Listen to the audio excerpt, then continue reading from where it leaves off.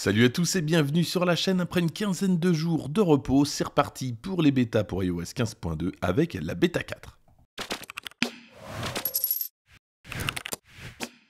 Avec cette nouvelle version d'iOS 15.2 bêta 4, arrive également iPadOS 15.2 bêta 4, WatchOS 8.3 bêta 4, tvOS 15.2 bêta 4, mais également, juste 24 heures avant, on avait eu droit à macOS 11.2 bêta 4. Alors je vous en avais pas parlé, mais sachez que macOS 11.2 bêta 3 avait apporté un bug d'affichage avec l'accessibilité. En gros, l'affichage était illisible, c'était tout noir.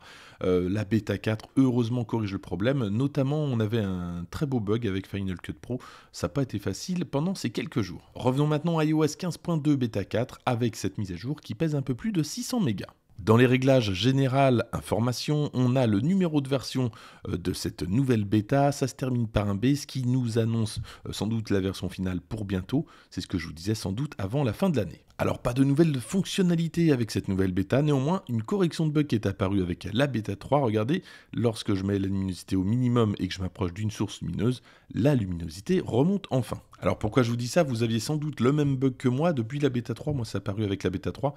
J'avais un problème de luminosité qui n'était plus adaptative avec l'environnement.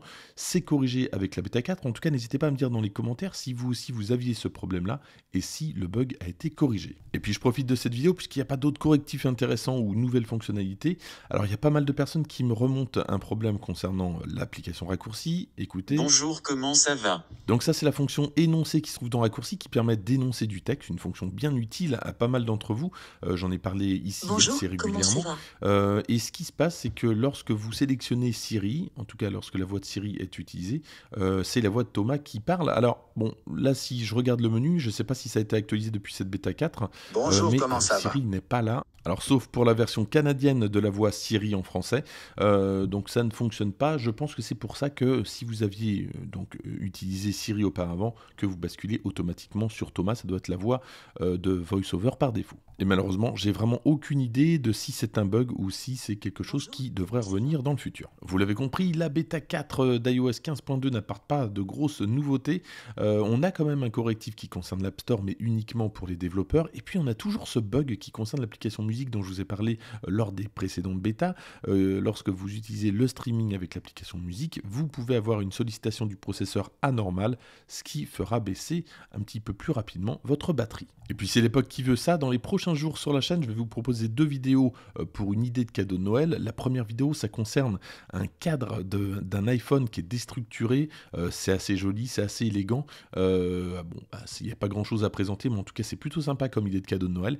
Et puis l'autre, c'est la lumière là que j'utilise actuellement. C'est une lumière HomeKit qui coûte moins de 40 €. Honnêtement, vu le prix, ça me semble intéressant. C'est une société que j'avais déjà présentée notamment pour des prises connectées. Je vous en parle dans quelques temps, mais là, à moins de 40 €, là aussi, ça peut être un bon cadeau de Noël. Merci de rester sur la chaîne pour cette fin d'année. En attendant, n'hésitez pas à liker cette vidéo, à la partager, à vous abonner si ce n'est pas déjà fait. Et moi, je vous dis à très bientôt.